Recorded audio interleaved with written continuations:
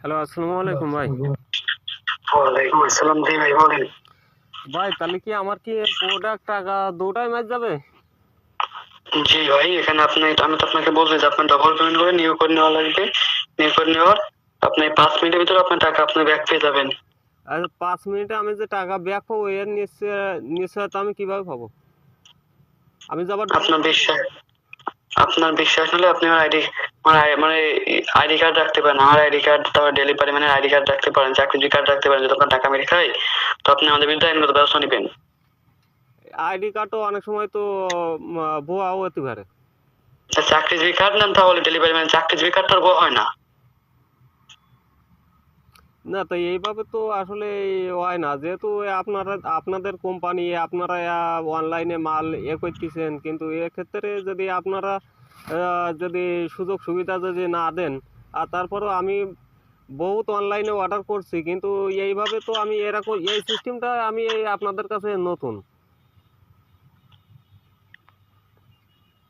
ভাই এখানে আমরা আপনাকে ওয়ারেন্টি গ্যারান্টি দিয়ে থাকি ভাই, এই জন্য আমাদের এখানে আপনার নতুন মনে হচ্ছে ভাই।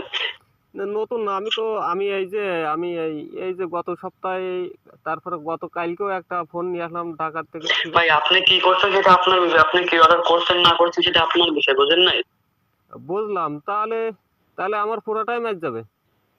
জি তা আপনাদের ক্যারিং খরচ নিয়ে আমার বাকি টাকা বাদ দিয়ে দেন। ভাই, এখানে আপনার টাকাটা ভাই এখানে আপনার টাকাটা আমাদের সফটওয়্যার কাছে, আপনার টাকা পেমেন্ট করছেন ব্যাংক টু বিকাশ, আপনি টাকা পেমেন্ট করছেন আমাদের ব্যাংক থেকে কোড গেছে, আপনি দেখছেন কোডটা ভাই আমাদের ব্যাংক থেকে গেছে। হ্যাঁ, আচ্ছা, কোড গেছে, তাহলে আপনার যে ডেলিভারি ম্যান আছে, তা উনি কি জানে না যে কোড 6 নম্বরের কোড হয় ওখানে ARB? ভাই ভাই ভাই ভাই উনি আমাদের ডেলিভারি ম্যান না, আমরা রিডেক্স করে সার্ভিসের প্রোডাক্ট পাঠাইছি।